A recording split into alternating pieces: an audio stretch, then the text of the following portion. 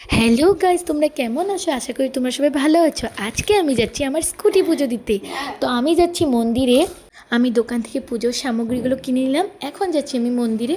তো এটা হলো আমার পিসি আর এটা আমি। তো আমি মন্দিরে পুজো দিতে এসে বললাম। আমাদের পুজো টুজো কমপ্লিট। এখন আমার পুজো হবে স্কুটির। তো এই বামন পুজো দিচ্ছে আমার এই স্কুটিটার।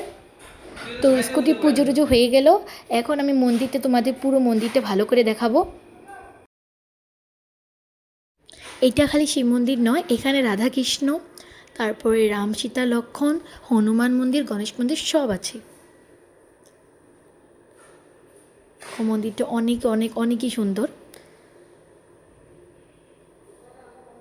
এই দেখো রাম সীতা লক্ষ্মণের মন্দির। এটা হলো গণেশ মন্দির। এই দেখো মন্দিরের বাহিরটাও অনেক সুন্দর।